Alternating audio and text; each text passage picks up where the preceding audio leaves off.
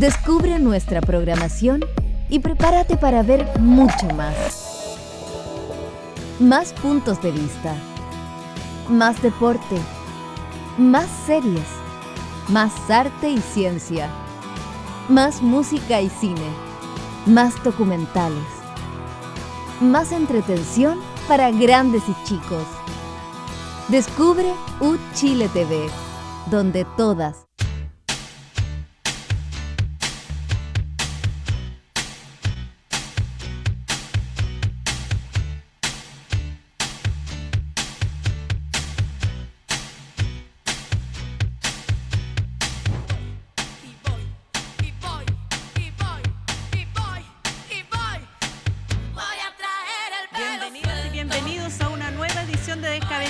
nos echaron de menos y nosotros también lo echamos de menos entre medio de los terremotos, la empanada. Mentira. No, mentira. Mentira. Mentira. Bro, mentira. Digan la verdad. Ya. Pero aquí estamos. El miércoles 18 o 17. Pues, el miércoles 17 yo estaba súper preocupada preparando el programa y me acordé que no había. Ay, no, sí. Claro, ya, de hecho, estaba a punto de llegar aquí. Sí, casi vengo. Yo no te vi que me llamarais para la pauta.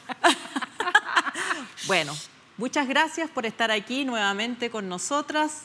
Tenemos un programa súper, ¿qué diríamos? Intenso, cargado a la internacional, porque muchas cosas están pasando en el mundo.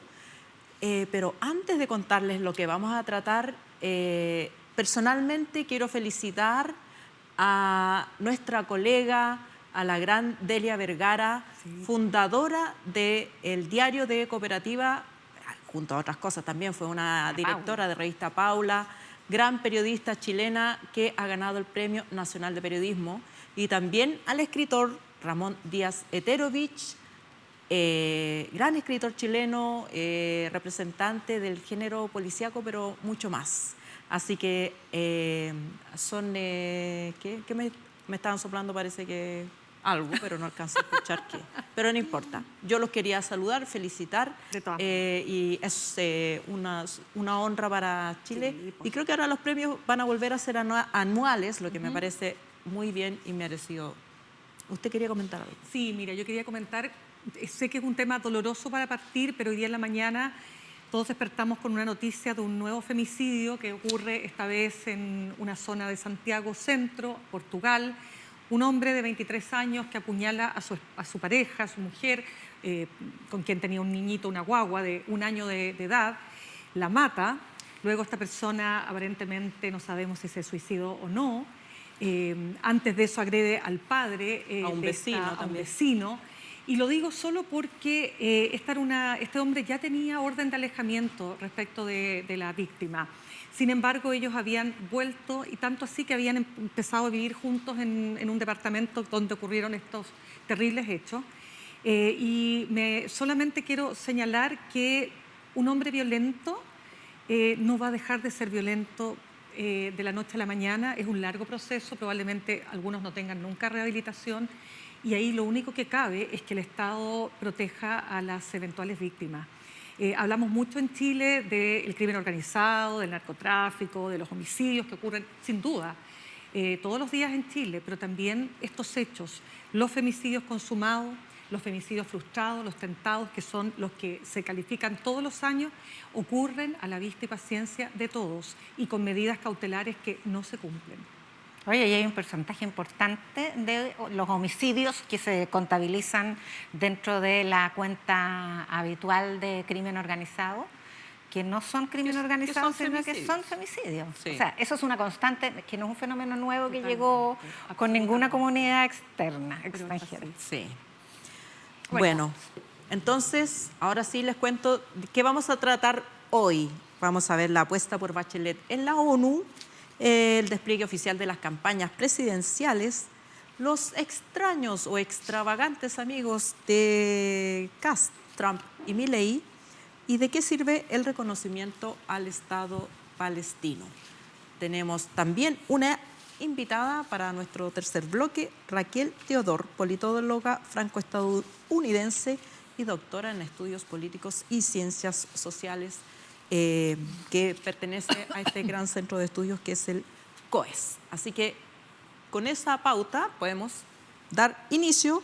Lo primero que ustedes sabrán ya, pero igual les vamos a contar por si acaso, estaban todavía tomando terremotos, que en la Asamblea número 80 de Naciones Unidas, el presidente Gabriel Boric hizo algo que ya adelantábamos aquí en la entrevista que le hicimos al presidente Boric en nuestro último episodio, la candidatura a la Secretaría General de la ONU de la expresidenta Michelle Bachelet. Inmediatamente salieron reacciones a favor y en contra, pero esta carrera ya se inició. ¿Qué opinas? A ver, lo primero es que me pareció una señal muy positiva, un posteo en X hoy día del presidente del Senado, que está en la delegación oficial, apoyando a Michelle Bachelet. Mientras aquí los candidatos presidenciales de la oposición postergan su decisión, dicen que bueno, falta tanto, así que para qué, no, le sacan el bulto a una cuestión que por tradición en Chile ha sido de cometido de Estado, con un sentido de nación siempre muy potente. Hemos tenido campañas para el nombramiento de Juan Somavía en la OIT, para el nombramiento de José Miguel Insulza en la OEA, para el nombramiento de Andrés Alamán en la CEGIF hace poco, que incluso dejó el cargo poquito antes de, igual que Insulza, poquito antes del término del periodo, y nunca se había producido un resquemor o una incomodidad como la que han dejado traslucir de manera bastante poco generosa con la patria, diría yo, algunos candidatos. Lo segundo es que estuve en Nueva York el lunes, no les conté. Fui y volví. Por eso no hicimos pauta. Sí. Ya, listo. Fui a reportear, Ya. rapidito y volví. Ya. Y lo que me dicen, entre otras cosas, después les cuento más para no tomarme la palabra, es que no son tantas las candidatas. Hay un acuerdo que hoy día lo refrendó la CELAC, la Comunidad de Estados Latinoamericanos y del Caribe, que es el único organismo regional que tenemos que no sea la OEA, digamos, que une a todos los países, y están por una candidatura única, lo dijo un comunicado. Que sea de mujer no es tan de consenso. Hay una aspiración planteada que tiene que también, que recoge un sentimiento de género muy ancestral porque nunca ha ocurrido, pero no hay consenso en eso, sí en que sea de la región. Y que no quedan tantas candidatas, que en realidad es Greenspan, la costarricense, y Gross, que es el que hoy es secretario de la Comisión de Energía Nuclear, Hay otra argentino. mujer también de Barbados. Se cayeron. Es que se han mencionado la de ya. Barbados, se ha mencionado de Ecuador, se ha mencionado de incluso República Dominicana. Se han mencionado varias y la verdad es que quedan esas dos nomás. Ya. Y si bien son funcionarios de comisiones importantes de la OEA, de la ONU hoy día, no tienen la estatura y la trayectoria internacional, ni han sido presidentes, que tiene Michelle Bachelet. Entonces yo creo que en eso lleva ventaja. Después les cuento más. Ya, pues yo creo que efectivamente Manuel José Osandón actúa como un hombre de la República, no como un republicano, como partido republicano, porque efectivamente tanto el candidato Kast como la candidata Matei intentaron sacarse este bulto pesado porque saben que tarde o temprano van a tener que abordarlo si son los próximos presidentes o presidentes de Chile, ¿no? Porque sería muy feo que no lo hicieran, sería muy raro. Y por lo demás, porque sería una mezquindad política inaceptable e inentendible y además poco patriótico. Por lo tanto, esto tiene que decantar. La jugada de Gabriel Boric era evidente que iba a ocurrir. Nosotros lo entrevistamos acá, tú le preguntaste, Yasna, él no quiso adelantar nada, pero no podía... Pero dijo, Pero movió los ojitos. Sí. No, y dijo, van a saber detalles en la Asamblea General de la... O sea, había Pero detalles claro, que saber. Porque Claro. además era la última por lo menos, comparecencia del presidente Boric en esta asamblea antes de dejar el gobierno. Pero además, Bachelet, le guste un sector, no le guste a otro sector, tiene, tal como dijo Manuel José Osandón, todos los elementos para ser una tremenda candidata, no solo porque fue 2 veces presidenta de Chile, no solo porque hoy día todo indicaría que el cupo está abierto para una persona latinoamericana y además mujer, sino porque además fue alta comisionada de Naciones Unidas para los Derechos Humanos y además fue parte de ONU Mujeres. O sea, sácate un currículum. Y aquí la mezquindad política francamente no vale y me da la impresión que no teniendo efecto en la campaña, porque no tiene, no porque Kast diga, oye, sí, me parece un buen nombre, va a significar que Jara va a subir, eso es un cálculo totalmente equivocado, eso no implica que se manifieste esta mezquindad política que es tan propia de los tiempos que corren. Ahora, al contrario, un solo comentario sobre lo último, al contrario, porque inhabilita a Michelle Bachelet para hacerle campaña a Janet Jara. Además. Yo sí encuentro que hay un punto en que Boric sí le hizo una jugada a la oposición, porque Boric podría haber hecho esto como se hizo en otras ocasiones para otros temas, haber citado a los candidatos a la moneda, haberles dicho hagamos esto, o a los partidos de derecha, a todos los partidos y haberles dicho hagamos esto para ¿cómo se llama?, repartir lo que la estrella de Michelle Bachelet, porque digamos que es una figura, no hay otra figura chilena que pueda competir con ese. ¿A quién va a levantar el Estado de Chile si no es Michelle Bachelet para ese cargo? No hay otra persona. Pero podría haber compartido ese momento, no lo quiso compartir, se llevó la fiesta de cumpleaños él solito. ¿Lo hubiera hecho un presidente de derecha con una figura de ellos? Probablemente, pero estas son jugadas políticas y yo creo que eso es lo que les duele, que no hubiera compartido la estrella, y por supuesto que están diciendo que se dio un gustito, que no le corresponde porque es una tarea del próximo gobierno, en fin, pero donde les duele es que no pudieron aparecer en esa foto anunciando la candidatura. Todas esas cosas se van a borrar con el paso de los meses y por supuesto que Michelle Bachelet se va a instalar como la candidata del Estado de Chile porque no solo es una excelente candidata chilena, sino que es una excelente candidata regional y además tiene el apoyo del magnífico, gigantesco Lula da Silva. Entonces, ¿a quién? ¿Quién le va a competir? Bueno, hoy día ella participó, además de sacarse esta foto con toda la delegación chilena, donde estaban Moreira, Chaguán, Rojo Edwards, etcétera, flanqueada ella al centro, además de esa foto que tuiteó Sandón en su apoyo, participó en la cumbre de líderes progresistas, donde estaba Lula, donde estaba Orsi, donde estaba, bueno, no importa mucho los europeos, porque no, primero tiene que ser un acuerdo regional, claro. Pero participó especialmente invitada, no solo por el presidente Boric, no era el local hoy día. Es la candidata inevitable, diría uno, ¿eh? Es la candidata inevitable. O sea, si te dicen tiene que ser mujer y tiene que ser latinoamericana, ¿qué más se te va a ocurrir? No es por ser provinciano, sino que efectivamente desde el punto de vista de la figuración internacional. Y en la ONU en particular. Oye, tenías más, dijiste que tenías más que Tengo más copuchas, sí. Uno es que me recordaban que yo me hacía así y yo decía, ¿qué significaba en nuestra jerga? Eso era otra cosa. A propósito, ahora sí te hago, pero ya, vamos cerrando el tema. No, pero sigamos. Me recuerdan que en marzo Bachelet estuvo en una cumbre de mujeres de la ONU, una organización permanente, y participó en un foro estudiantil en la Universidad de Columbia, y ella ahí dijo, voy a pensar en la posibilidad de competir por la Asamblea General, a propósito de la pregunta de un estudiante. Me dicen que este temor a los vetos, porque efectivamente tiene dos grandes problemas, que siendo alta comisionada de Derechos Humanos de la ONU, hizo un informe crítico a China condenando las violaciones a los derechos humanos, y que no es del gusto de quienes gobiernan hoy día en Estados Unidos.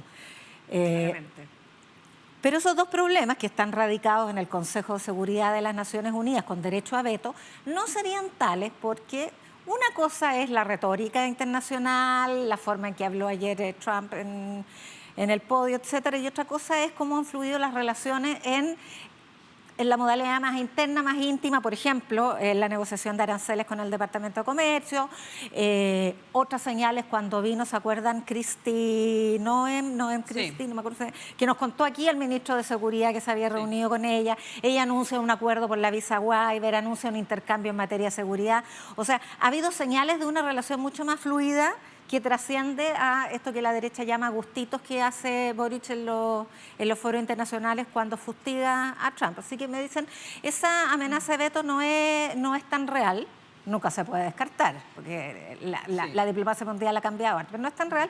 Además, solamente una vez se ha vetado al candidato. Aquí no me acuerdo el nombre, pero ya se les voy a decir. Lo buscas. Me quedan más copuchas. ya, pero ¿Y qué es más ¿podemos cochino? interrumpirte?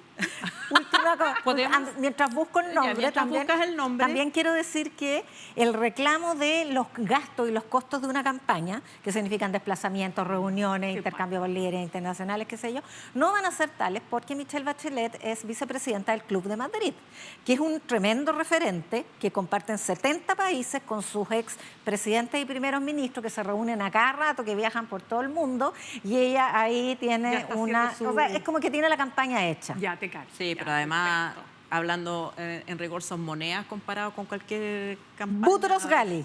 Ya, Boutros Ghali. Boutros Ghali, el único vetado para su segundo periodo. Ya, pero el problema chino se lo va a arreglar Lula. Y para Estados Unidos hay que recordar que los informes que hizo como comisionada de Derechos Humanos sobre Venezuela y sobre China son del gusto de Estados Unidos. Entonces tampoco es como que tengan una razón para vetarla así. ¿Y porque Rusia? Está Rusia.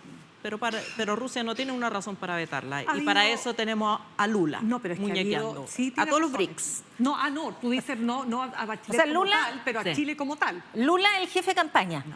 Sí, Lula, Lula, el jefe de campaña. Perfecto. Está buena. Estamos dados. Está buena.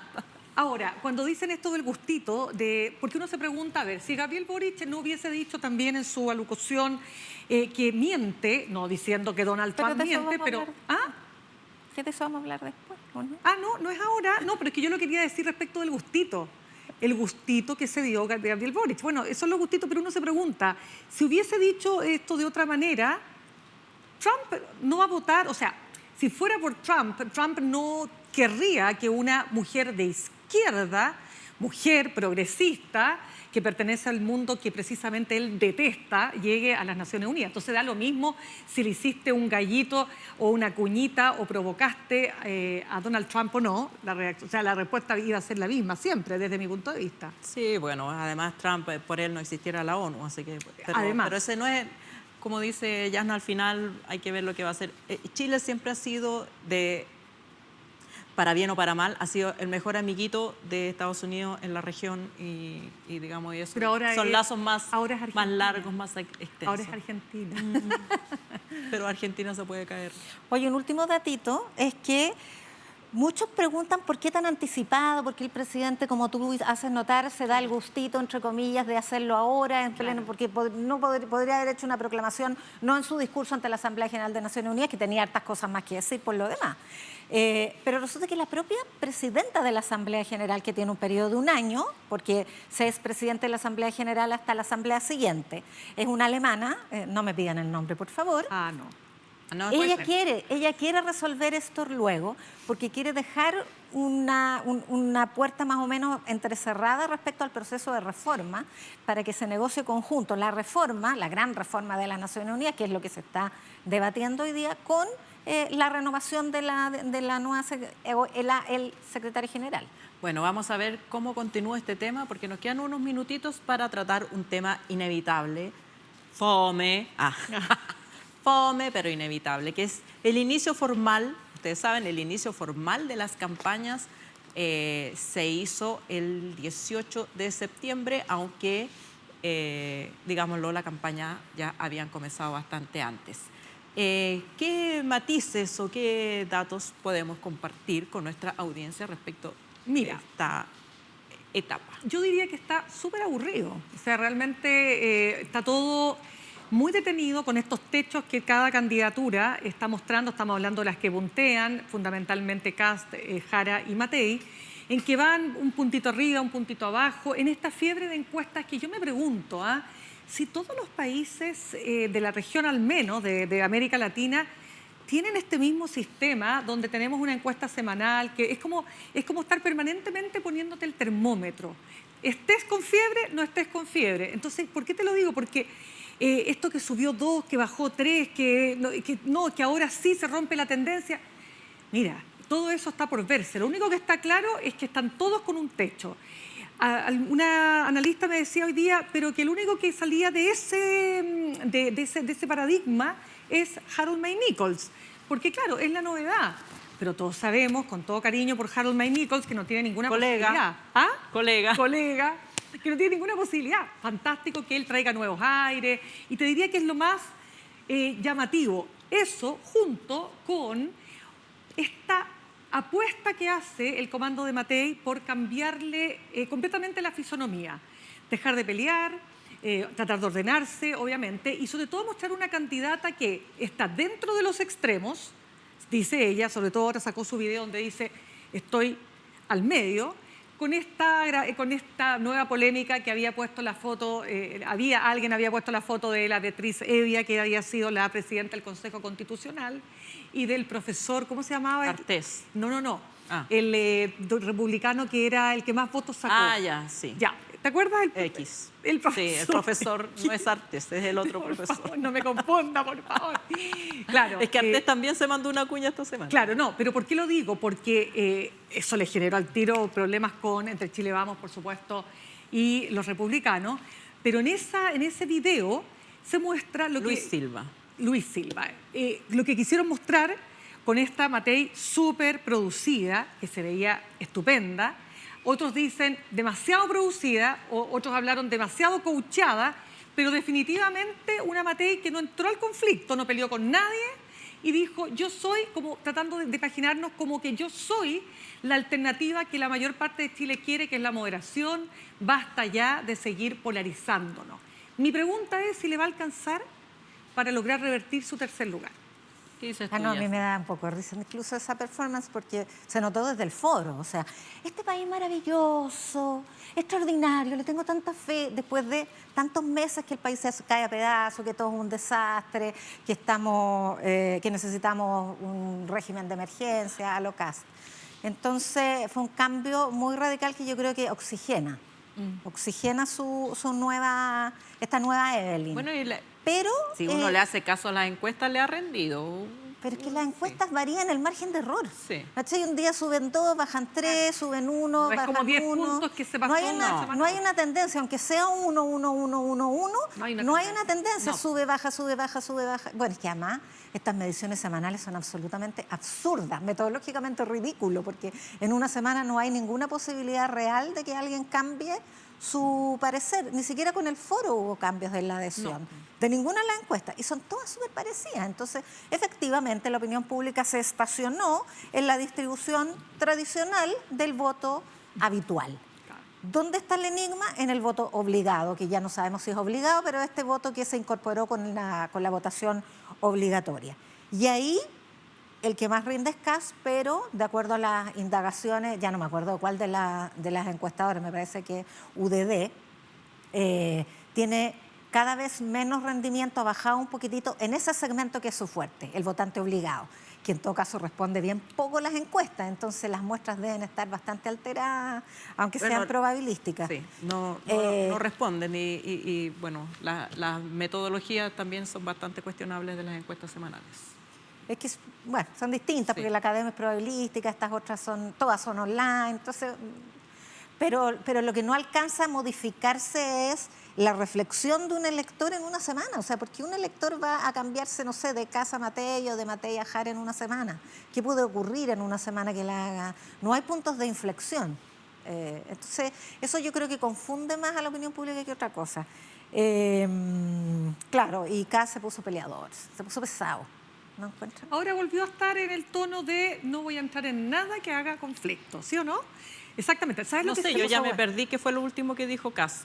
No, lo último que dijo Kast es que en su gobierno, él va a enviar un proyecto de ley para que la inmigración irregular... Bueno, y se peleó con vuelva. la Sociedad Nacional de Y Agricultura. se peleó con la Claro. Sociedad Nacional de Agricultura porque la Sociedad Nacional de Agricultura, recordemos, dijo que los inmigrantes irregulares hay que regularizarlos porque se necesita mano de obra. Pero hoy día rectificó y dijo formalizarlo. Bueno, pero ya, son palabras... No, pero espérame, esto es que esto es importante porque esta idea de que porque tú vuelves, porque esto ya era delito, hasta el 2022, por ahí por junio, mayo, se cambió recién la ley, la migración irregular era delito.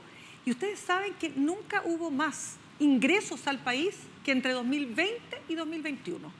Nunca hubo más. Lo que te demuestra, pero empíricamente, que no porque tú conviertas en ley, o sea, en delito, la migración irregular va a bajar la migración. Entonces, bueno, pero hoy día estamos en campaña, son ofertas, y ahí uno tiene que hacer la bajada. Lo que quiero solamente relevar, que no lo pudimos conversar porque estábamos en receso por las fiestas patrias, el rol que jugó Parisi.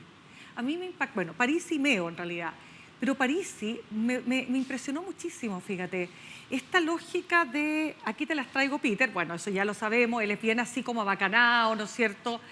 Pero en una retórica brutalmente populista. O sea, yo creo que efectivamente tenemos al prototipo de manual populista en nuestro país. Yo no Pero sé, es como la caricatura. la del- caricatura. Pero es como, claro, La caricatura. tan mañido el... Pero es que además, y esto del Que sonaba coacheo, chiste. y esto del coacheo, yo no sé si ustedes están de acuerdo conmigo, pero era como que se aprendió un libreto y era, yo opino que el país es maravilloso. ¿Cachai? Exacto, ¿no? Era demasiado evidente que estaba en una performance, en un acting. Eso por un lado. Y Meo, para terminar realmente, porque Meo tampoco ha subido las encuestas, Meo está... No, o sea, no ha logrado nada de lo que ha hecho, según lo que se ha visto, ha logrado romper, ¿cuánto? 1, 2 puntos, que es lo que está... Incluso Harold May Nichols está logrando llegar a los 5. Y ahí hay una cuestión súper clara, ese tono agresivo, el trato a Janet Jara, ¿para qué? ¿Te fijáis? O sea, hay una cosa, hay una manera de creer que el que más vocifera, el más bacán, va a ser el que va a lograr más adhesión y pareciera ser que eso no va a ocurrir. Yo creo que la gente no quiere eso. A propósito de eso, ¿qué les parecen las declaraciones de Francisco Buenchumilla contra el programa? Una sola palabra nomás. Se puso Lautaro Carmona.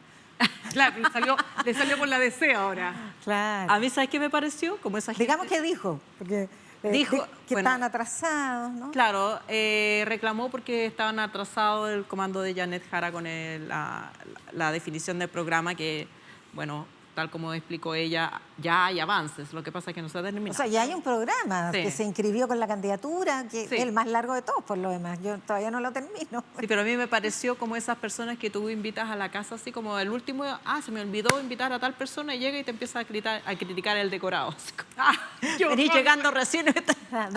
Así de mal gusto, no, pues primero conoce a la gente. Claro. Invítale un Pero, pisco sour claro, primero. claro. Esa idea, esas ganas de ventilar todo a nosotros nos encanta que nos hablen, obvio, la prensa. Sí. Pero, ¿para qué? De nuevo, ¿para qué? Sí, bueno, ¿O no? ahora tenemos que irnos a la pausa, así que Lo dejamos Díganos ahí. ustedes, ¿qué Lo les dejamos parece? rebotando. Quizás para no decir, como le pasó a Ignacio Walker cuando su partido apoyó a Michelle Bachelet, que no lo había dijo leído. que no había que Claro, leía lo el quiere leer, programa. lo quiere leer. Él lo quiere tener bien leído. Sí. Está bien. Bueno, nos vamos a una pausa y ya volvemos. Si tenía que hacer algún anuncio, lo hacemos a la vuelta. Ahí está.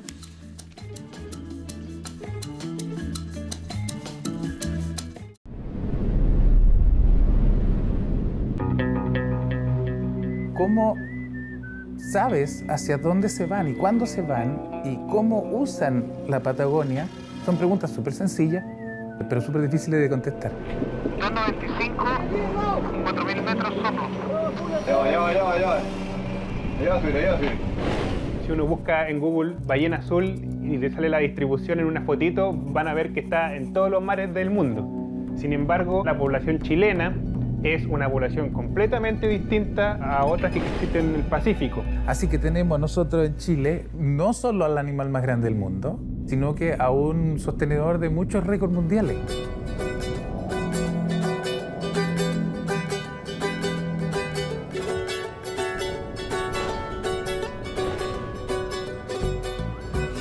Las áreas marinas protegidas para nosotros son la salvación.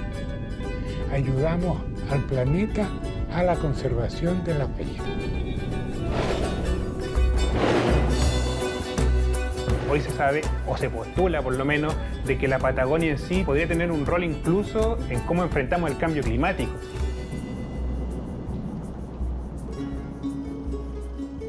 Siempre hubo voces que hablaban de los peligros de la caza de ballena. Como era la más grande, el ballenero quería capturar esa ballena. Una de las grandes amenazas para las ballenas actualmente es el tráfico marítimo y la mortalidad directa a través de colisiones. Los animales están donde están por una razón, pero eventualmente, bueno, todo tiene un límite. Cuando tenemos esta información en mano, podemos decir, nosotros sabemos que ahí van en tal mes, tenga cuidado, saque los barcos, implemente medidas de conservación, no haga esto o hágalo de mejor forma.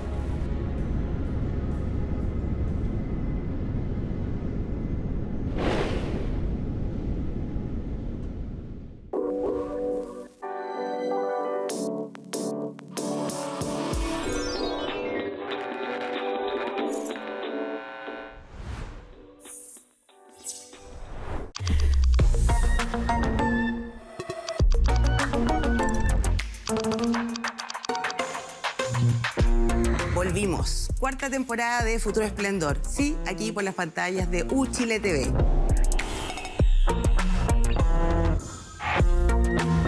En esta oportunidad lo que vamos a hacer es tener conversaciones incómodas sobre temas importantes. Seguimos con la locura de pensar que filosofía, cultura pop y televisión son posibles.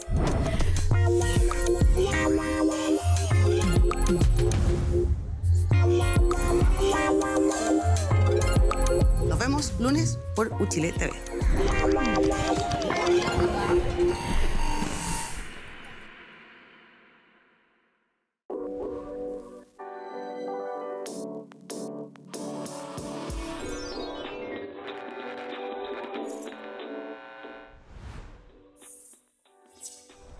Aquí estamos de vuelta y por supuesto que lo prometido es deuda. Así que ahora voy con las menciones. Les recordamos que ya inició la cuarta temporada de Futuro Esplendor, un programa que conecta los temas universales con las preguntas profundas de la filosofía, juntando al mundo pop con Chile, conducido por la filósofa Diana Aurenque, todos los lunes a las 22 horas. Ya. Hecha la tarea, vamos entonces a lo que teníamos que comentar, que son los extravagantes amigos de José Antonio Kast, Donald Trump, que fue a la ONU a quejarse por la escalera, por el teleprompter. Además que como que le pasó todo, ¿ah? Le pasó todo. Yo realmente también me pregunto si a alguien no le paró a la escalera. Yo se lo hubiera parado. Yo se lo hubiera parado. Sí, sí, porque puso el pie y se paró. Ya. Fue para molestarlo. Sí, fue para molestarlo. Y se molestó. Pero, entre todas las cosas que dijo, que fue para allá a decirle a todos son unos luces, las cosas típicas de Trump, también aprovechó para decir que Milei era lo mejor de lo mejor y del mundo mundial. En una semana donde, además, Trump tuvo dos otras muy comentadas intervenciones. Primero, para decir que el paracetamol era la causa del autismo. Y luego tuvo que comerse su rabia porque ustedes recordarán que la cadena Disney había quitado del aire a Jimmy Kimmel, uno de los comediantes más famosos de Estados Unidos que hacen estos programas late, que había hecho un comentario que bueno, Donald Trump nunca lo quiso, pero aprovechó ese comentario para presionar, para que lo sacaran del aire. Lo sacaron. Hubo una reacción tan masiva de respaldo, gente que empezó a cancelar las cuentas de Disney, Hulu y todo lo demás, que Jimmy volvió ayer. Ayer volvió al aire. Bueno, en todos esos problemas tenía Donald Trump en su cabeza, pero aprovechó, por supuesto, para darle un apoyo a su amigo Javier Milei, que parece que está cayendo por cuesta abajo en la rodada. ¿Qué dices, Yasna? ¿Viajaste de Nueva York, fuiste a Buenos Aires también?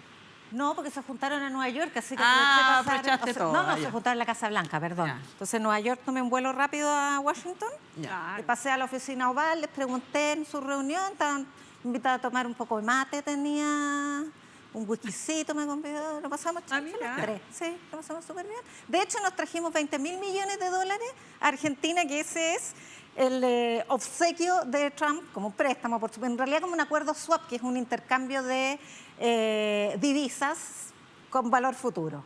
Eso lo había conseguido nada menos Milei con mi asesoría en la oficina Oval, ¿sí? Pero se discutía de si la plata iba a llegar o no. ¿Tuviste el cheque? No, porque están negociando las condiciones del acuerdo swap. Es una cuestión, tiene tecnicismo, no me pedís que te lo explique. No pasé Pero la plata va a estar. de comercio, me quedé en la oficina oval, vi las grandes discusiones políticas nomás. Pero lo técnico le dije al secretario de Comercio que lo viera él. Ya. Pero la plata va a estar, ¿o no? Ese le dije yo. La plata va a estar. La plata va a estar porque si no está, resulta que Milei está en un riesgo inminente de default el próximo año. Se le vencen los 20.000 millones de dólares que le prestó el Fondo Monetario Internacional. Y resulta que lo que le pasó a Kast y también a Matei, que no olvidemos, ella dijo, lo que han hecho en Argentina nos tiene a todos inspirados. Lo que le pasó es que se le derrumbó el modelo económico de Milei y en el caso de Trump, que también lo admiran harto, esta autocratización acelerada también es como para que pensar dos veces antes de seguir apoyándolo como el líder modelo. Por eso que acá se fue a visitar a Melania no, nada que ver, a Giorgia Meloni, a Italia, y ya se le olvidó Bukele, se le olvidó Trump y se le olvidó Y no hizo escala en Nueva York. Pero Milei llega con un verdadero derrumbe. Recordemos que la semana pasada llegó con el riesgo país a 1.500 puntos, que es una brutalidad. Derrumbe en las bolsas de Buenos Aires, venta casi generalizada de los bonos soberanos a mínimo valor. O sea, el gallo de verdad estaba enfrentando una crisis económica, pero de estas como la del 80 en Chile, porque además se quedó sin dólares. Ya el Banco Central había salido a vender dólares, ya no le quedaban dólares para vender y así mantener esta banda de precio del dólar que trató de mantener para su obsesión, que le resultó, pero a costa de esto, que es la inflación baja, con un dólar ahí anclado. Y el dólar solo lo puede anclar si tiene dólares en la reserva y no tiene. No, yo creo que la plata va a llegar. Creo que el salvataje además es absolutamente ideológico, porque a diferencia de la amistad con Netanyahu, por ejemplo, en que claro, Donald Trump va, le bombardea a Irán, va, le pasa la plata, etcétera, él tiene ahí un interés geopolítico que preservar. Pero ¿por qué quiere rescatar la economía argentina, salvo por la pretensión de mantener vivo un modelo ideológico de su club? Que además es un gran oxímoron, porque esto es una transnacionalización del nacionalismo. Estos son populismos nacionalistas, pero que al momento de concertarse internacionalmente lo hacen magistralmente. Y por eso es que Trump va y se la juega por Bolsonaro, incluso interviniendo domésticamente en la justicia brasilera. Y en Argentina se manda un salvataje que nadie entiende y que es mucha plata. 20.000 millones de dólares. Es mucho, pero... es el presupuesto de la nación de países como, no sé, República Dominicana, ponte tú. Claro, mira, yo hablaba con un analista argentino muy interesante que me decía, solo en un país gobernado por un personaje como, o sea, solo en un Estados Unidos gobernado por un personaje como Donald Trump, puede pasar que este país le preste plata a otro país que no tiene ninguna sustentabilidad. Que está quebrado. Que está quebrado, que no tiene cómo realmente asegurar que va a devolver la plata. Y dijo, esto es la anormalidad a la que nos ha acostumbrado la era Trump. Y además, si sumas que en América Latina Trump no tiene más aliados que, digamos, aliados férreos, ¿no? Que es como... le va a pedir, no sé, por favor, deme agüita bendita para persignarme con usted, le dice Milei a Trump. El resto, México, Brasil, Colombia, Uruguay, en fin, distinta medida, pero no hay una persona que, como bien dices tú, Yasna, represente esa cosa contradictoriamente libertaria, porque estos libertarios son libertarios de pacotilla, o sea, son libertarios para lo que les importa, pero cuando se trata de libertad, de defender libertades tan importantes como la libertad de expresión, tanto Milei como Trump, el mismo modelo, perseguir a los periodistas, y hoy día Trump, ¿para qué hablar lo que está pasando con los medios de comunicación? Puedo decir algo que no quiero que se me olvide respecto de ese punto, de estos libertarios de pacotilla, porque fíjate que Donald Trump dijo que va a ocupar todas las herramientas que tiene a su disposición para censurar y cancelar la información y comentarios que considere que cuestionan a su autoridad y a su gobierno. Esos son, y así es Milei también con los periodistas. Bueno, agregando más datos a eso, ya se emitió una circular del Pentágono que exigido a los periodistas que solamente pueden publicar información previamente autorizada por el Pentágono, que es una cosa absolutamente inédita e inaudita en Estados Unidos. Pero, o sea, eso ni en Venezuela. Claro. Ni en Cuba. Ni en Cuba. O sea, claro. Pero además... En China tal vez. Creo que a diferencia de lo que pasó, bueno, cuando echaron a Stephen Colbert, la reacción estadounidense no alcanzó para mantenerlo, pero el hecho de que Jimmy Kimmel vuelva, Claro, creo que muy importante. es una demostración de una fortaleza de la oposición a Estados Unidos que está creciendo a Donald Trump. De hecho, una cosa de las que más le ha molestado es que CNN, me parece, u otra red, publicó una encuesta donde los porcentajes de aprobación a Donald Trump están por los suelos. Entonces dijo que esas eran fake news y que también se va a encargar de que no puedan publicar. No, pero si ¿cuál es la diferencia entre un dictador y un liderazgo como el de Donald Trump? Pregunta. Por eso, yo lo que he visto es una autocratización acelerada. Absoluta. O sea, lo que veíamos un poquitito en cámara, que era como un golpe de Estado en cámara lenta, Exacto. ya no es tan lenta. Incluso me puse a enumerar para el programa todos los pequeños golpes que ha ido dando en la última semana. Orden ejecutiva para perseguir al movimiento Antifa, que es un movimiento que no tiene organización, es como el golpe de Estado de ACAF que decía el señor Mico, expresidente del Instituto de Derechos Humanos. Sosteniendo. ¿Ah? Lo sigue sosteniendo, te digo. Lo sigue sosteniendo. Sacó un libro. Claro, bueno, Antifa es como ACAF, es un movimiento que efectivamente hace acciones de manifestación y protesta en ocasiones bastante violentas, pero no es una estructura que tú puedas perseguir como organización terrorista. Una. Dos, toda esta persecución a los periodistas de los late show, porque cuando se fue Kimmel pidió ir por otros dos, que son los otros dos grandes late show. Después, la censura a los reporteros de defensa que tú acabas de mencionar. Las demandas millonarias contra las grandes cadenas, y le hizo una exigencia el otro día, no sé si ayer o anteayer, al Departamento de Justicia para que actuara con rapidez en el procesamiento de sus enemigos políticos. Y en el funeral, que no fue un funeral, fue un show de Kirk, él dice: odio a mis oponentes y no quiero lo mejor para ellos, después de que la viuda había dicho que ella perdonaba al asesino. Bueno, él no, yo no perdono, no quiero que les vaya bien y los odio. Y le exijo al Departamento de Justicia que los persiga todo y ya rápido, porque van muy lentos. Entonces, francamente, cuando tú recuerdas el apoyo que le dan referentes chilenos a ese señor, exhortando además a que Janet Jara se pronunciara respecto a la dictadura en Venezuela, por favor. O sea, yo estoy esperando la explicación. Y fíjate que me llamó mucho la atención un video en redes sociales de Marcela Cubillos sobre el asesinato de Kirk. Y ella dice que Kirk es el Jaime Guzmán de Estados Unidos, porque lo mataron por cómo pensaba. O sea, tú te das cuenta de la comparación, que primero devela la necesidad de instrumentalizar políticamente un mártir.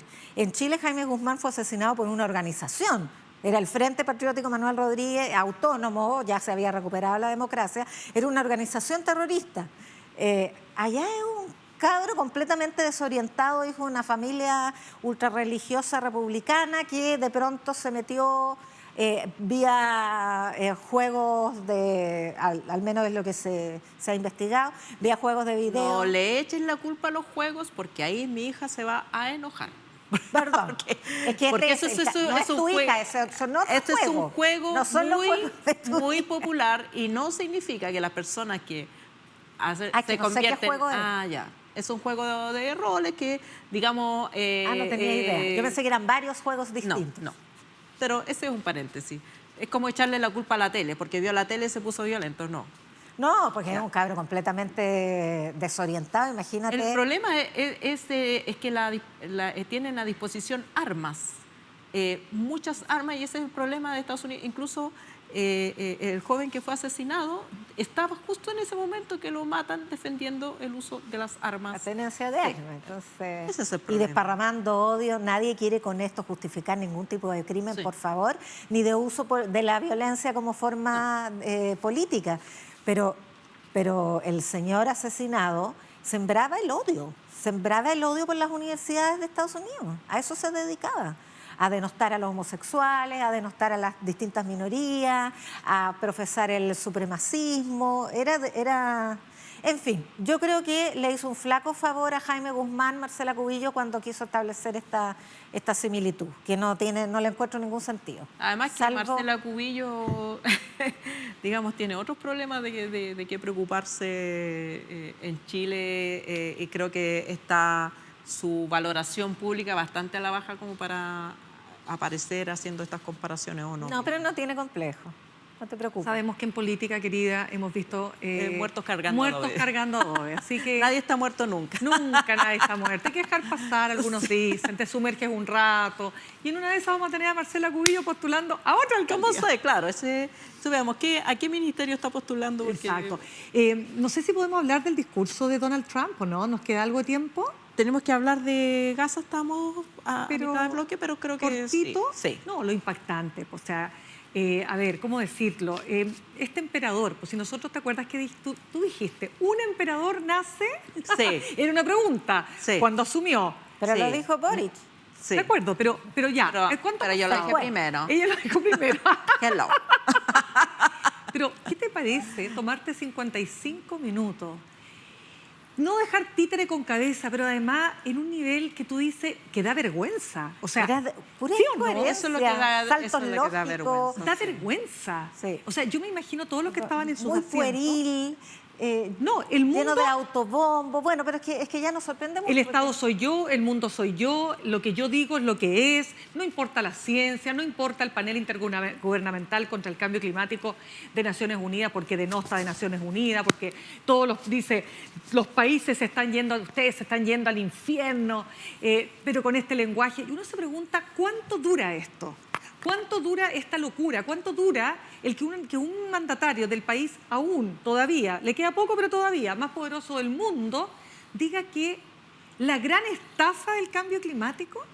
Entonces, te juro que uno dice, nos reíamos, ¿ah? ¿Se acuerdan que al principio nos reíamos y decíamos, alguna gente cuando no sabíamos que iba a ganar él y pensaban que iban a ganar Kamala Harris, decían, no, pero mire, se acuerda en el primer periodo, eran bravatas, nunca logró hacer todo lo que decía. Cuidado, lo que tú dices, Yanna, es como un golpe de Estado en cámara lenta, así es muy fuerte. ¿Cuánto dura esto en el Estado norteamericano, en la ciudadanía? Porque ya en Argentina el modelo vociferante, la retórica violenta ya no está funcionando, el modelo se está desmoronando, ¿verdad? ¿Cuánto dura?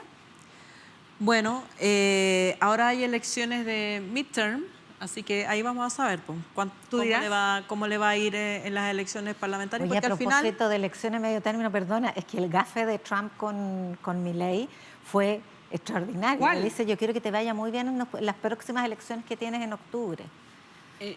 Cuando te vas a reelegir, quiero que te reelijas. Y las elecciones son parlamentarias de medio término. Claro. Bueno. Pero bueno, X. Pero esa es la ventaja y la maldición de la democracia. Es el presidente electo estadounidense, está usando ad extremis sus facultades ejecutivas, y mientras los otros poderes no se pongan los pantalones y le hagan parelé, va a poder seguir haciéndolo. Entonces, ¿cómo se resuelve? Como ha dicho nuestro presidente, con más democracia. Pues vamos a ver cómo le va en las elecciones. Ahora, si le sigue yendo bien en las elecciones, es un problema para la democracia. Es un problema, porque es una persona que está determinada a usar su poder para erosionar la democracia. Para destruirla por dentro. Sí. Tal cual. Pero mientras que sea presidente electo, ahí hay que bancárselo. Bueno, vamos al siguiente tema. ¿Hay más? Sí, pues. Hay un tema muy importante, que es varias naciones en la antesala de la Asamblea General de Naciones Unidas, pero también durante la Asamblea, países que hasta ahora no lo habían hecho y que son muy importantes en el mundo, están reconociendo la existencia del Estado de Palestina, que igual es sorprendente que no lo hayan hecho aún, pero es un asunto político de máxima importancia, porque al reconocer el Estado palestino, como el presidente francés, a quien veíamos en esa foto junto al presidente, canciller. Al canciller de Arabia Saudita, al reconocer la existencia del Estado palestino, significa que no puede Israel legítimamente ocupar ese territorio. El gobierno de Israel ha dicho que no reconoce estos reconocimientos y que es darle el favor a los terroristas y a Hamas. ¿Quiere partir usted? A ver, es que esto es bien concreto, esto de reconocer al Estado palestino, que ya lo han hecho 156 países de los 193 que tiene Naciones Unidas, no es un mero símbolo, porque lo hacen 2 países que son miembros del Consejo de Seguridad de la ONU, Reino Unido y Francia. Y Francia lo hace, qué bueno que menciones al canciller de Arabia Saudita, porque lo hacen en el contexto de una iniciativa concreta con una de las potencias económicas del Medio Oriente, para generar una transición hacia el establecimiento de los 2 estados con un plan de paz específico, que tiene incluso un itinerario, no cronológico, pero sí de etapas. Y lo que hace Macron es proponer, bueno, primero el cese al fuego y el retorno de los rehenes, que es una cuestión humanitaria básica también.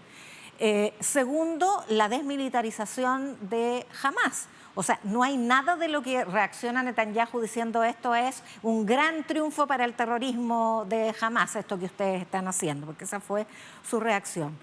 Además, es el reconocimiento de un Estado que requiere solamente nación y territorio, y ambas cosas se dan.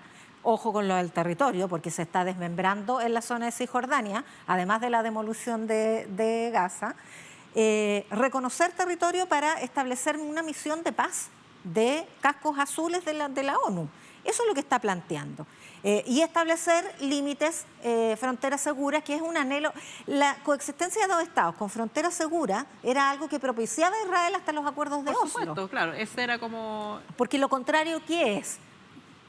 Por un lado está el extremismo de sectores palestinos que quieren una especie de emirato desde la ribera del río Jordania hasta el mar Mediterráneo, o sea, inexistencia total, borremos y echemos al mar a los 11 millones de judíos que viven ahí. Y por otro lado, el delirio del gran Israel, de los extremistas de israelíes que quieren exterminar, y lo están haciendo, a los palestinos. Entonces, frente a eso, algo tan simple y que era como o sea, la resolución de la partición de 2 estados cuando se funda el Estado de Israel era tan simple como eso. Retrocedimos hasta 1948, 2 estados con frontera segura, aquí los palestinos y aquí lo que pasa es que el 67 se expande Israel y en fin, empiezan los problemas. Y empezaron desde que se establece Israel en todo caso. Pero me parece que es una iniciativa muy concreta. Es un plan que nadie había presentado para la reconstrucción de un Estado palestino, para el fin del genocidio y también para la seguridad de un pueblo que tiene todo el derecho a existir más allá de las brutalidades criminales de sus líderes, que son los israelíes. Yanna, pero el hecho de que, perdón, que le puedo hacer una pregunta a la Yanna que... Sí, hazle la pregunta, pero yo te quería provocar con otro dato, pero haga la pregunta. Más que yo, porque creo que en esto de verdad no tengo mucho más que aportar que lo que dice Yanna, pero Yanna, la pregunta, Ale, si no hay el apoyo de Estados Unidos... Que no lo hay. Y que no lo va a haber, por lo menos... No sé si no lo va a haber, puede que lo haga. Ya. O sea, con otro gobierno habría. Con otro gobierno, claro. Pero si no existe ese apoyo, sí. ¿En qué queda esto? Por ahora, yo creo que, bueno, por eso es importante lo que está pasando en Naciones Unidas, porque también la pregunta es, ¿puede Estados Unidos existir en el orden mundial totalmente aislado de toda la comunidad internacional? Yo creo que lo importante de Francia y de otros países es que ya no son solamente los países del llamado tercer mundo los que reconocen a Palestina, sino que también estas grandes naciones occidentales. Yo no sé si Estados Unidos puede mantenerse completamente al margen y seguir vetando una medida, sobre todo cuando el rechazo al genocidio en Palestina también es muy popular en Estados Unidos. Hay una gran, incluso de judíos ortodoxos que salen constantemente a protestar contra la aniquilación del pueblo palestino. Entonces, Yo no sé si Trump va a poder mantenerse en esa postura durante mucho tiempo. Ahora, mi pregunta... O sea, lo que pasa es que cuando tú tienes un genocidio que transcurre diariamente frente a las pantallas y las pantallas de los televisores, pero también de los celulares, es un poco insostenible. O sea, en Italia hubo una huelga nacional con acciones, se movilizó ese país por Palestina. ¿Cuándo se te había imaginado una cosa así? Entonces, no sé, Mirna, me encantaría saber. No, es difícil. Es difícil es un que sin el obstáculo apoyo, importante, o sea, es una pero- pregunta súper relevante, porque sin Estados Unidos no pasa nada. Pero a lo mejor Estados Unidos, a contrapelo de su deseo, podría allanarse. Podría allanarse, pero tendría que terminar con su plan. Además que también es tan grotesco el plan inmobiliario que no solamente que ha hablado Trump, también las autoridades israelíes de este plan de hacer una gran riviera inmobiliaria. Es tan grotesco, brutal, Y lo siguen diciendo, y lo siguen diciendo que yo creo que eso además contribuye a una mayor oposición a lo que Pero eso está pasando ahí. me pareció bien conmovedor las palabras de Boric, que bueno, todos hablaron sobre el genocidio en Gaza, todos los mandatarios, pero lo de Boric en particular fue muy fuerte cuando dijo: yo no quiero ver a Netanyahu destrozado por un misil de Hamas junto a su familia, lo quiero ver compareciendo ante la Corte Penal Internacional. Fuerte. Pero más fuerte fue Petro, que exigió que pasemos de las palabras a la acción y que haya apoyo militar. O sea, no escuché todos los discursos, francamente, para ser honesta. Y no me creerían si les dijera que sí lo escuché tampoco, pero Yo te creería. hubo poco. Yo sí. Yo te Pero creería. yo no sé si hubo alguno que no se refiriera a Gaza. No. Por lo menos los más comentados, todos hablaron de Gaza. Fue el O sea, tema, claro. O sea, es difícil sustraerse de una solución más o menos pronto. Ya, Se nos acabó el última tiempo. palabra porque se nos está acabando el tiempo. Ya, no, solo decir lo siguiente. A propósito de lo que pasó en esta Asamblea General, el tema, por supuesto, de Gaza, ustedes saben que en el mundo hoy día hay 130 conflictos abiertos, de todo tipo. Algunos territoriales, qué sé yo, cambio climático, pero evidentemente que de estos 130 conflictos internacionales, los más importantes, naturalmente, son Ucrania y Gaza.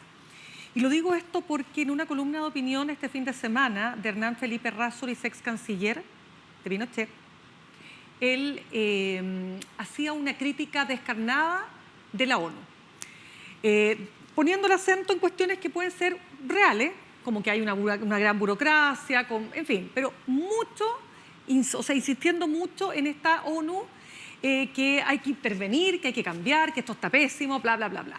¿Por qué lo digo? Porque se ha querido instalar una retórica que la ONU no ha sido capaz de detener conflictos como Gaza y Ucrania. Pero la verdad es que si hay algo que la ONU sí ha logrado detener, es una tercera guerra mundial.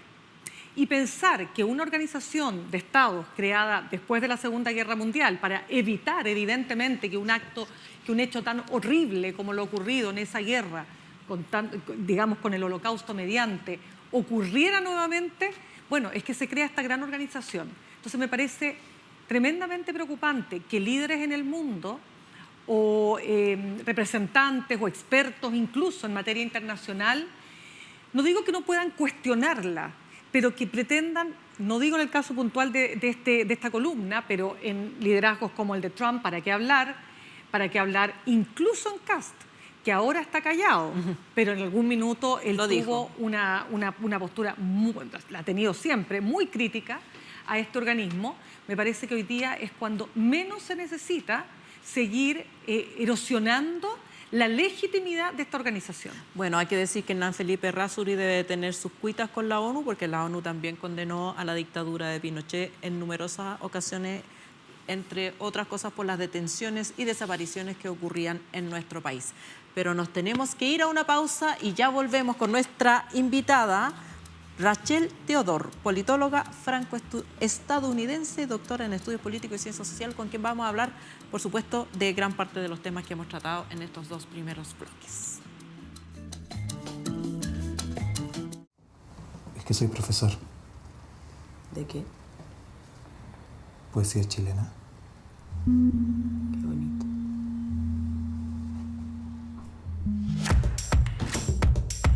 El cine chileno tiene muchas caras. Y en Uchile TV las queremos mostrar todas.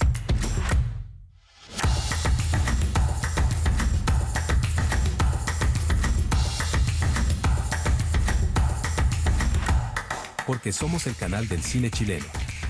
No te pierdas la nueva temporada de La Maleta. La Maleta, cine chileno de ayer y hoy. Comentado por sus propios creadores. La Maleta. Todos los sábados a las 22 horas.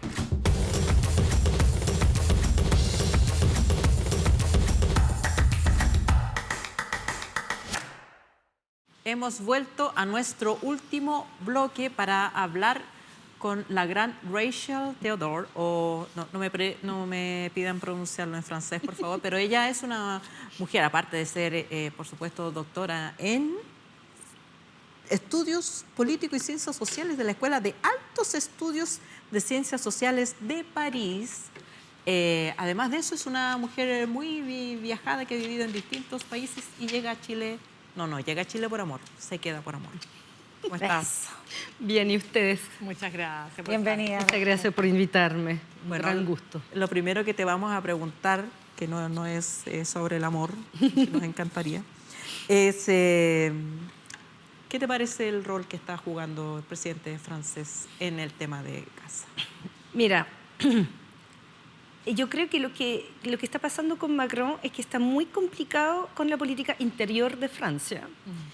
Y por lo tanto, como muchos presidentes, al final de su mandato, se vuelca hasta la política exterior del país. El punto es que Francia, no sé si se fijaron, pero después del ataque del Hamas en el 7 de octubre, Francia tomó una postura muy como contraria a la tradición francesa, que era más pro-palestina, más pro-árabe, por la historia, las colonias, etc. Y entonces ahora vuelve a retomar la posición más tradicional francesa de apoyo al Estado palestino. Entonces, ahora, yo creo que es un gran paso porque es lo que decían un poquito antes en el programa, ¿no? Francia es parte del Consejo de Seguridad, es un paso muy importante porque no es el primer país que reconoce Palestina. O sea, yo creo que el 148... muchos países han reconocido a Palestina, pero los más importantes no. Entonces, este paso que está dando Macron es como yo creo también un poquito retomar el liderazgo de él dentro de la Unión Europea y en una situación francesa, yo no sé si fijaron, 18 de septiembre están aquí en el 18, pero allá había entre 500.000 y 1 millón de personas en las calles. Sí. Entonces, yo estaba allá justamente, entonces vi todo y estaba muy complicado Macron adentro. ¿Y esas protestas eran por políticas internas? Exacto. Bueno, Francia es un país hoy día ingobernable. Entonces, tenemos cambios de primer ministro cada ciertos meses. Entonces, la situación interior está muy complicada y por lo mismo también creo que Macron hizo un vuelco inteligente en ese sentido, como para llamar un poco la atención también, ¿no? Fíjate que solo una acotación, porque me acordé recién que lo había leído en alguna columna y es un dato histórico. Francia fue el primer país en 1790, después de la Revolución Francesa, cuando la Declaración de los Derechos del Hombre, en reconocer la ciudadanía de los judíos en Francia. Sí, bueno, hay una comunidad judía enorme en Francia, es la más grande de Europa. Y tenemos 6 millones de musulmanes. Entonces es un conflicto que es vivido muy fuertemente dentro de la comunidad francesa, ¿no? Muy dividido también, pero históricamente Francia ha sido muy pro-Estado Palestina, dos estados, ¿no? Uno israelí. La solución de los dos estados. Exacto, la solución de los dos estados, pero apoyando mucho a la solución de formar un Estado palestino. Entonces, lo que está haciendo la diplomacia ahora con Arabia Saudita es, obviamente, un pilar en una casa donde no hay estructura todavía, pero es un primer paso. Bueno, y el Reino Unido es más sorprendente todavía, ¿no? Sí, porque ahí está el apoyo a Estados Unidos. Sí, y eran más pro-israelí. Claro. Exactamente. Yo creo que hay una ola muy pro-palestina con todo lo que está pasando, el genocidio, y ya yo creo que las imágenes son insoportables para todo el mundo. Entonces hay una toma de conciencia de que ya Israel pasó una línea roja y que hay que volver al derecho, más internacional, que digamos... Porque eso es la protesta en Italia. Yo creo que la atmósfera en Francia está bastante igual, ¿no? ¿Cómo ves, tú eres mitad francesa, mitad norteamericana? Sí. ¿Cómo viste la performance de Donald Trump ante la 80ª, se dice? Porque- Octogésima. 80ª Asamblea? Esa palabra no me lo sabía. Pero me cuesta, ¿no? Creen que nos cuesta hasta nosotros. Sí. Es que es muy importante porque son 80 años después de la Segunda Guerra Exacto, Mundial. exacto. Y tenemos un presidente que lo único que hizo fue denostar a las Naciones Unidas. Exacto. ¿Cómo lo ves? ¿Cómo lo recibe Europa, por ejemplo, esto? Bueno, a ver, en el tema francés siempre había una pugna histórica entre Francia y Estados Unidos. No se quieren mucho. No, pues uno habla No. inglés allá y te No, mejor que hable español. castellano. Mejor español, ¿cierto? claramente. Entonces es una vieja pelea. Pero yo creo que el punto de la Nación Unida, la crítica que yo puedo entender como europea es que no tiene como una fuerza como para imponerse, ¿no? Es pura diplomacia, pero la diplomacia también sirve, que digamos. Entonces, discurso típico de Trump, ¿no? Que denota un narcisismo ya así por las nubes. Y una crítica clásica de Trump. O sea, no había nada sorprendente, sino como un reforzamiento de la posición que siempre ha defendido. Y el punto es que Trump es el primero, pero es seguido, bueno, por Castacá, Milley, etcétera, en que dicen que la ONU no sirve para nada en el fondo. Claro. Ese es el punto. Entiendo la crítica, pero también Trump no valora ningún esfuerzo diplomático. Entonces aquí está el problema, ¿no? No sirve para nada, pero no ofrecen otra No hay solución. ninguna opción, Claro. exactamente. Claro. ¿Cuál es la opción que tú vas a ofrecer aparte de la ONU para venir a discutir temas? O sea, mal que mal, hay una diplomacia detrás y eso es importante. Yo veo, por ejemplo, lo que está pasando con Irán, también es importante, porque el presidente francés se reúne con Irán, vuelven a plantear el tema del nuclear, etc. Entonces, se hacen esos esfuerzos y hay todo un background. El libro de Obama, la autobiografía de Obama, hablaba mucho de eso, de los background, ¿no? De lo que pasa exacto, tras bambalinas, exacto. Claro. Y se juega lo real. Así Si me permites, Yana, súper cortito, lo que pasa es que este es un hombre, un narciso clásico. Total. Y el Reino Unido impresiona cuando la realeza lo recibe. Uy, sí, y una fue impactante, pompa, ¿no es cierto? Eso, hay un juego ahí también de parte de una parte o de Europa de, a ver, ¿cómo decir? Aprender a tratar con este personaje que lo vamos a tener, como decías tú, Ale, que bancar de aquí hasta los próximos 2-3 años que quedan de su mandato. No, sí, fue impactante. Pero mira, yo creo que el mejor comentario que vi sobre esa escena tan pomposa fue un comentario en Twitter de alguien que lo encontró demasiado justo. Es que la Revolución Francesa pasó por algo, pero yo creo que lo habíamos olvidado. Claro, como que como volvimos este a como espectáculo. la élite, la jerarquía, la realeza, y es como, oye, pero esto fue como 1689, ¿ya ¿se quedó en la historia o qué? Así como, claro. Entonces, como que claro, como que volvimos a ese tipo de como presidente rey. Así es. Literalmente, y ojo, Macron también se cree presidente rey. ¿Cómo? O sea, bueno, si tú ves, por ejemplo, Macron cuando asumió el poder la primera vez, la puesta en escena en el Louvre era Napoleón. O sea, aquí vengo yo, ¿me entiendes? Y cuando le cortaron el tránsito ayer... ayer y quedó tirado en la calle. Aló, en la calle. Bueno, igual que vergüenza, o sea, perdón, pero a mí me dio vergüenza ajena la escena, siendo francesa, como que tenga que llamar para esto. La dignidad. La dignidad. No, la dignidad por el suelo. No, se fue un poquito por el suelo, exactamente. Rachel, sí. Vamos a tu oficio como investigadora. Sí. Politóloga y doctora no solo en ciencias políticas, sino también en ciencias sociales. Exacto. Tú has escrito harto acerca de la desigualdad en Chile.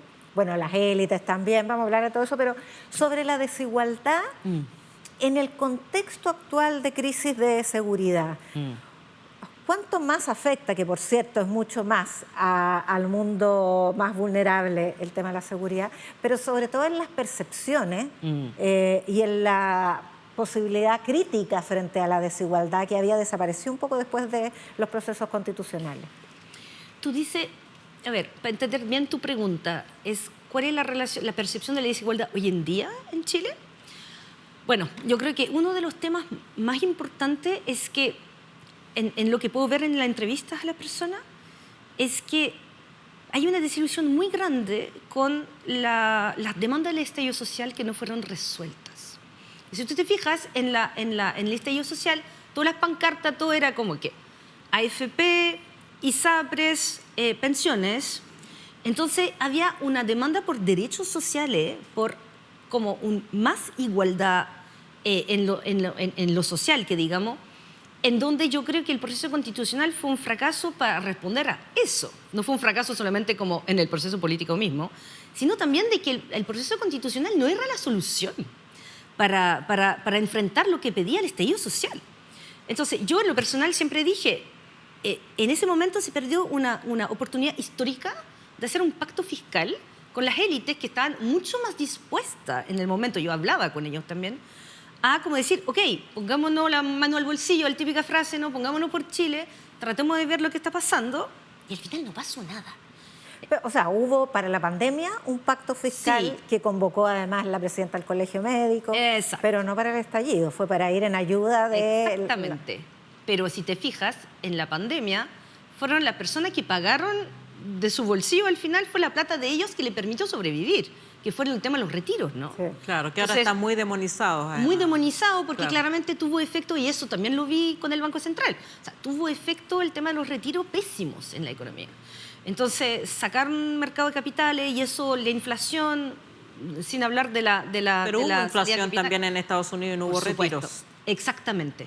Pero en Chile es uno de los factores que generó... Pero se muestra como el único. Y no, se muestra no como el único, pero no el único. No es el único, por supuesto. Pero no ayudó. Eso me lo han dicho Ministerio de Hacienda, economistas, todos. Entonces, el punto que yo veo, que claro, el tema de la seguridad volvió con más fuerza, con el tema de la inmigración y todo, pero yo veo una desilusión enorme en Chile con el tema de haber como puesto todo ese esfuerzo y que no pasó nada en tema de cómo resolver el mes a mes, el diario vivir. Entonces yo, por ejemplo, una cosa que estudio mucho estos días, que voy a sacar pronto, estoy estudiando la fuga de cerebros de Chile. O la gente que se va, que son como personas con educación, profesionales, que se van del país a buscar fortuna, salarios mejor en otros países, porque dicen, a mí no me alcanza el mes. Entonces yo digo, si esto pasa a personas que tienen sueldos buenos, ¿qué pasa por el resto? No. Entonces, la deuda, el endeudamiento, hay una desilusión, un pesimismo como muy fuerte dentro de la población. Y eso no solamente las élites, también lo siento a nivel como de la ciudadanía en general. Por eso la gente se va a buscar mejores condiciones de vida. Entonces, ahí hay un tema país. Digo. ¿Y se van a dónde? Porque en este minuto que, por ejemplo, que Estados Unidos tiene una política muy restrictiva, que era como el destino clásico. Exacto. Si tú querías como emigrar por condiciones económicas. Mira, hemos entrevistado gente en todos los países. Australia, Nueva Zelanda, Estados Unidos, Canadá, Francia, España, Alemania, Reino Unido. Y todos chilenos, como el programa, ¿no? Hay un chileno en todos lados. Sí. Exacto. Los patiperros. Exacto. Pero son gente que son en mayoría como jóvenes, hasta 40 años más o menos, que son como la inmigración fuerte, ¿no? Y que dicen, yo me fui porque me salió una oportunidad de trabajo o para hacer un posgrado y me quedé en el país. Porque, ¿sabes qué? Tengo más tiempo con mis niños, tengo mejores condiciones de trabajo, tengo mejor sueldo. Esas son las 3 cosas que me dicen en la entrevista y eso me llama mucho la atención. Espérame, ¿cómo dialoga eso con el discurso bastante transversal, diría yo, no solamente de la derecha, un discurso bastante transversal de que el pueblo chileno es poco productivo, de que se necesitan más y no menos horas de trabajo, que cortemos los feriados, que, digamos, pongamos restricciones, pongámosle techo al sueldo mínimo? ¿Cómo dialoga eso con esta realidad que tú ves? No dialoga, ¿no? No dialoga. La gente quiere eso. Quiere más tiempo con la familia, quiere más tiempo con los niños. Yo creo que todo ese discurso, que es muy obviamente de derecha, es un error. Porque si tú ves en los discursos de las personas es lo que quieren. Quieren ser más productivos en menos tiempo. No quieren darse la vuelta al café porque ya están cansados, no tienen vacaciones tanto. O sea, yo soy una de las que sufre con la falta de vacaciones, porque en Europa son mucho más vacaciones y uno vuelve medio renovado y dice, ya vuelvo a tener ganas de trabajar. Acabo de ir a Francia y amigas mías me decían, pero ¿cómo que no tienes vacaciones hasta febrero? No tengo. Y me quedaban mirando así, pero con una cara de espanto. Y yo así, bueno, claro, pero aquí existe la idea de que como... ¿Para qué? Claro. Pero en los datos que yo manejo, la gente en Francia trabajamos 35 horas a la semana, 35. Y la gente es súper productiva y es mal visto, sobre todo en Alemania, es muy mal visto quedarse en el trabajo más tiempo. Exacto. Porque no produciste. Entonces, si te quedas más, es que no alcanzaste. Claro, entonces, que diste la vuelta. Es literalmente al opuesto. Es que interesante lo que estás diciendo, Rachel, porque conversábamos en distintas entrevistas con Paulina Valenzuela, que es directora de DataVoz, y ella decía que lo que está pasando con las campañas y con los candidatos y candidatas, que se están quedando en la punta del iceberg, que es seguridad, cómo lo volvemos a crecer, por supuesto, otros hablan de la migración, ¿verdad? Pero no estamos abordando lo que está pasando abajo. El océano. Y ese abajo claro. es cómo se sobrevive en un país donde la mediana gana menos de 500 y ¿cuántos? 611. Esa es la mediana. 611.000 pesos. Yo me pregunto exactamente lo mismo desde que pisé este país hace 16 años. Ya. ¿Y yo no sé cómo lo hacen? No sé, mercado paralelo, las ferias como libre, pero es que los sueldos en Chile son muy bajos para el nivel de vida que tiene Chile. Y no lo digo solo yo, lo dicen europeos que vienen todo el rato, amigos míos. ¿Cómo que ganan tan poco? Entonces, claro, por supuesto que Santiago, Chile es muy segregado, que los dividendos, los arriendos en el barrio más alto son más altos y en los barrios más de clase popular son más bajos. Pero igual. Pero no igual, tanto menos. Un arriendo en un barrio popular ya no se niveló menos. un poquito claro, más. claro. Entonces, yo me pregunto lo mismo. Y el punto es eso. Es si el sueldo no te alcanza y que más encima no tienes tantas horas de trabajo. O sea, yo cuando voy en el metro veo a la gente está muerto de sueño. De verdad.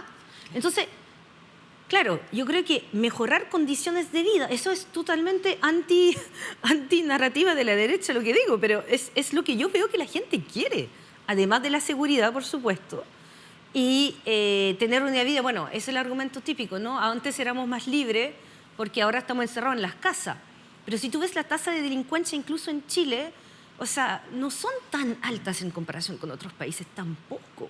Han aumentado mucho, yo creo que por eso la gente se asusta. Y a justa razón, o sea, yo veo cosas que tampoco me gustan para nada. Pero lo más importante creo que está en otro lado. Rachel, las élites chilenas son bien peculiares, tú investigaste bastante al respecto. ¿Tienen alguna percepción de esto? ¿Cuál es su anclaje con la realidad, incluso su anclaje ideológico, porque son distintas las élites económicas que las élites políticas? Totalmente. Por ejemplo, una de las cosas que tú escribiste, tienen pensamiento distinto. Hay un informe del PNUD que también revela eso, que las élites económicas chilenas son más derechizadas que las élites políticas. Así es. Y tienen menos conciencia de la situación de desigualdad de la que estamos hablando. Totalmente. O sea, el COES hemos sacado un estudio sobre los distintos tipos de élite y efectivamente las élites políticas en la mediana son más de centro o centro izquierda que las élites económicas que están claramente en un eje de derecha. Yo te voy a decir que eso no es un hallazgo como fantástico porque yo creo que en muchos países es así. ¿Sí? Sí, yo diría que hay una tendencia de las élites a irse por más políticas de derecha sin irse al extremo, ¿no?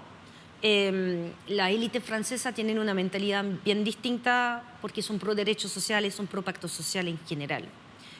Algo que acá no es tanto la Pero es más variadita, la élite no es más variada. O sea, sí. incluso en Aquí Estados más Unidos homogénea. hay empresarios millonarios de izquierda, o sea, de lo que aquí sería izquierda. Bueno, los patriotic billionaires, por ejemplo, que es ese grupo de millonarios que quieren como pagar más impuestos, como que acá sería como que es imposible, ¿no?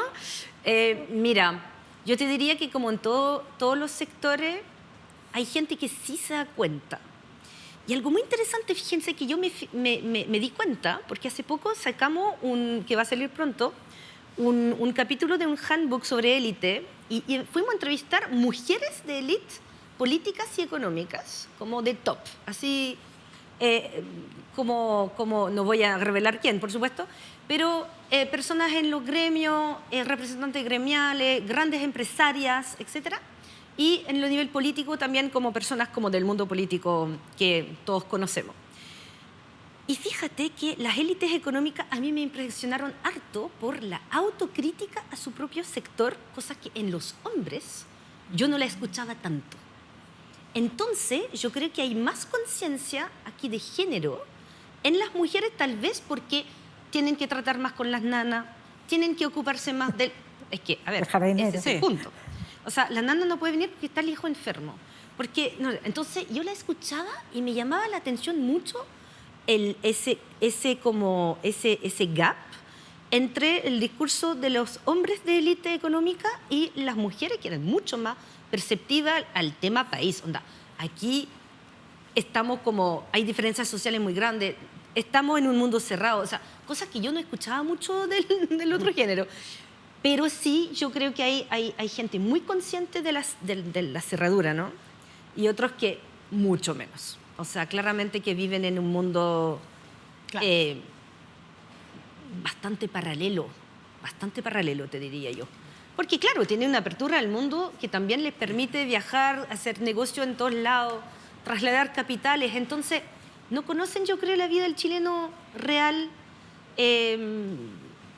No, Claro. yo creo que no. Para cerrar el tema élite, quiero solamente preguntarte, Rachel, porque tú has dicho, la élite chilena tiene rasgos europeos, pero una mentalidad muy distinta de la élite europea o estadounidense. Sí. ¿A qué te refieres exactamente?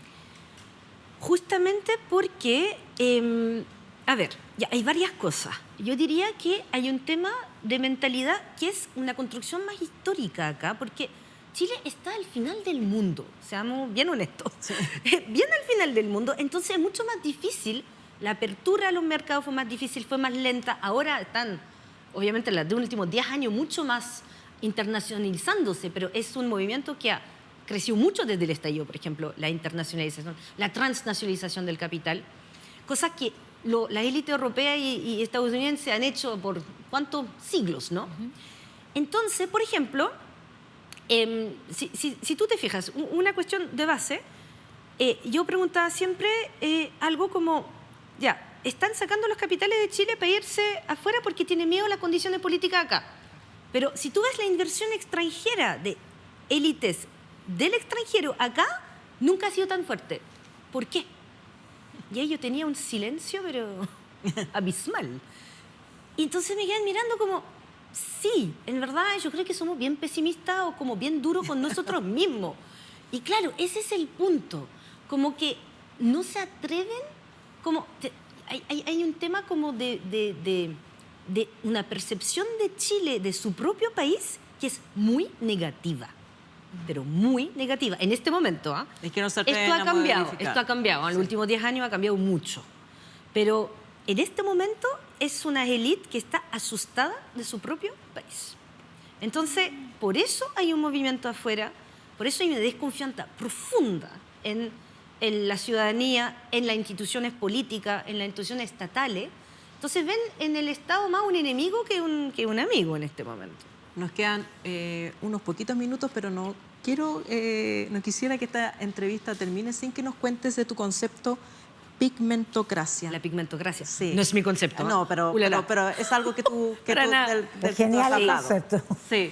Oye, eso es una vuelta larga, pero lo que se entiende por pigmentocracia es entender cómo la sociedad en Latinoamérica y también Chile, dentro de ese continente, han estructurado las sociedades por un tema de test de piel. Hay incluso estudios como de una socióloga que se llama Emmanuelle Barroset, que también es francesa, que se juntó con un team de médicos a hacer como pruebas como de ADN, de genotema, o sea, de fenotipos, para mostrar cómo la pirámide social seguían un fenotipo como real. Es decir, que las élites sí tienen más sangre europea y son de tez más blanca y van nivelando hacia abajo. Pero entonces, ¿qué pasa con eso? Que todas las sociedades se construyen en base a una desigualdad como étnica, biológica, fenotípica, pero te legitima también la posición social eso, porque el blanco es el vencedor, el trauma de la conquista todavía está muy fuerte aquí. Eso es lo que veo desde que llegué acá. ¿Y Chile no reconoce su racismo? Porque, bueno, es como el mito, aquí no hubo esclavos africanos, que sí los hubo, pero también se tiende a invisibilizar. Pero sí hay una pigmentocracia que es bien sutil. Muy sutil, pero más tal vez más grave. O sea, cuando llegaron los migrantes haitianos, la gente se horrorizó. Sí. ¿Sí o no? Sí. Porque era como también muy desconocido. Sí, pero también No, ahí digo, como el diciendo racismo. aquí, y hay escritos, que dice que aquí la raza es homogénea. No, en es en así. escritos que, digamos, que existieron Claro, en este país. por supuesto. Sí. Pero, por ejemplo, la pregunta, te voy a dar un ejemplo como de comparación cultural. Cuando yo preguntaba a las personas, ya, tú estás caminando por la calle en cualquier barrio de Santiago, digamos algo céntrico, Santiago Centro, ¿tú sabes a quién pertenece, qué persona pertenece a qué clase social? Al tiro. Ya, ¿cómo? La piel, la forma de hablar. Yo pregunté lo mismo en Francia, no sé, es que somos todos medio iguales. Esa es como la... Ya. Entonces, no es que no haya racismo en Francia, ojo, es un racismo muy distinto, porque es un racismo hacia el árabe, el inmigrante, Claro. el negro, mira el equipo de fútbol. Sí. O sea, ahí sí se unen, pero el resto no. Entonces, aquí es al revés, es decir, que es un racismo interno. Entonces, a eso voy con la Solapado, pigmentocracia, sí. exacto. Y eso define las relaciones sociales, define el trato con el otro. Y yo creo que hasta el día de hoy está cambiando esto. Katia Araujo, Oscar Contardo han escrito mucho sobre esto, y lo han explicado mucho mejor que yo. Pero es una realidad esto como que yo siento muy fuerte, porque yo me beneficio de la discriminación positiva. Es Claro. como al revés. Y también es fuerte. También te abren las puertas más... Exacto. No me voy a quejar, ¿no? Sí. Pero igual... sirve para hacer los estudios. Tú dices, sí. Igual hay un problema. Bueno, muchas gracias. Muchas gracias a ustedes. Raquel.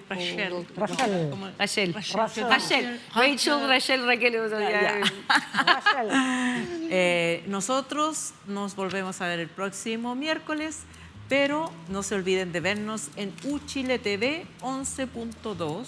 ¿Lo dije bien? Muy bien. Escucharnos en la radio Universidad de Chile, la frecuencia AM. O no, FM. 102.5. Un día me voy a comprar una radio AM antes que me muera. Ya nomás. Y en todas las redes sociales, que ya no las vamos a mencionar porque ya... Y suscríbase a nuestro canal de YouTube. Eso. Suscríbase a YouTube. Eso, suscríbase, pónganos like, porque así el algoritmo... Usted sabe. Usted sabe. Ya. Nos vemos. Muchas gracias. Nos vemos el próximo viernes.